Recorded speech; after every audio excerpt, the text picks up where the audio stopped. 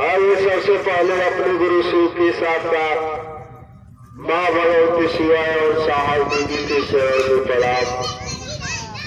यहाँ उपस्थित सभी गुरु भाई और गुरुवान एवं संस्था से जुड़े हुए मेरे भाई बहनों के चरणों में प्रणाम को स्वीकार हो।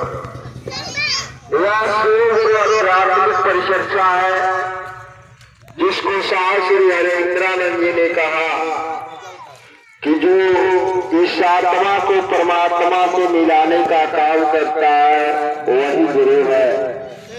गुरु हम और आप सदी से सनातन धर्म से करते आए। गुरु करने का उद्देश्य क्या है, गुरु आखिर किया क्यों जाता है, गुरु करने का लक्ष्य क्या है। गुरु करने का लक्ष्य हमारा और आपका एक ही है कि उस परमात्मा को, उस ईश्वर को पा लिया जाए, उस भगवान से हमारा और आपका मोहब्बत हो जाए, उस ईश्वर में हम और आप लय हो जाए। इसी का नाम मोक्ष है, जिसको गोस्वामी जी रामचरितमानस में दर्शाते हैं कि बड़ी भाग्य मानुष तन पावा, सुर दुर्लभ सब ग्रंथ न गावा। यह हमारा और आपका मानवपन जो मिला है 84 लाख योनि भ्रमण करने के बाद पुनः उस ईश्वर की इच्छा से, उस भगवान, उस खुदा अल्लाह की इच्छा से हम और आपको मनुष्य रूप में इस धरती पर आना पड़ा। और मनुष्य रूप को समझने के लिए 4 वेद 6 शास्त्र 18 पुराण 600 उपनिषद 600 बना। लेकिन मानव तो इतना नासमझ नादान निकला कि आज एक इंसान का कहा हुआ एक इंसान नहीं मानता है। यहाँ तक कोई बाप का कहा हुआ बेटा नहीं मानता है, पति का कहा हुआ पत्नी नहीं मानती है, माँ का कहा हुआ बेटी नहीं मानती है, भाई का कहा हुआ भाई नहीं मानता है।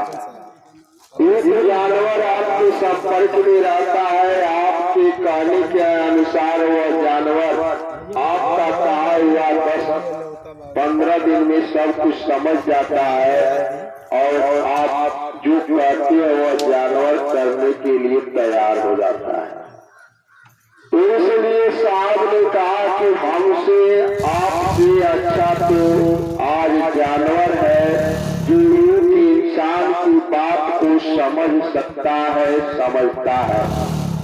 लेकिन इंसान की बात नहीं समझ पाता है। इस विषम प्रकृति को देखते हुए हरिंद्रानंद साहब जी 12-13 गुरु करने के बाद साहब की मन में निराश और हताश हो जाता है। उस मनोदशा में साहब श्री हरिंद्रानंद जी आरा की गानी श्मशान में साधना करने के लिए निकल पड़े। 14 साल की घनघोर साधना के बाद साहब के मन में एक विचार आया कि गुरु ब्रह्मा गुरु विष्णु गुरु देव महेश्वर गुरु साक्षात पर ब्रह्म तस्मै श्री गुरु नमः। साहब के मन में यह विचार 1974 में आरा की गानी अस्पताल में आया। साहब मन ही मन शिव को गुरु बनाकर 8 साल चुपचाप बैठे रहे। और 1982 में शिव ने आदेश दिया कि हरिंद्रानंद जो तुम करते हो दूसरों से नहीं करते हो। साहब ने कहा कि क्या महादेव की प्रचार की जरूरत है। फिर आवाज आया प्रचार की जरूरत नहीं है, इस जगत की कल्याण की जरूरत है।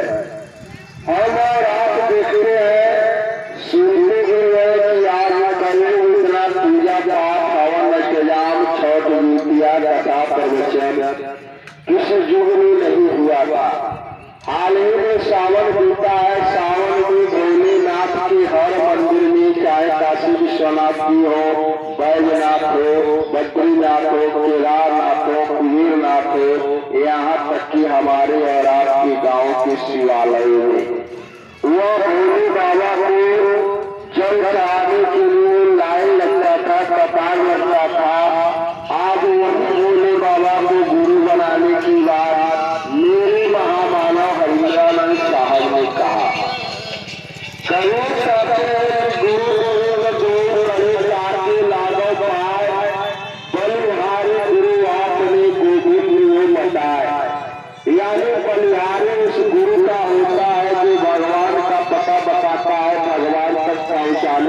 स्थिति उसके पास होती है।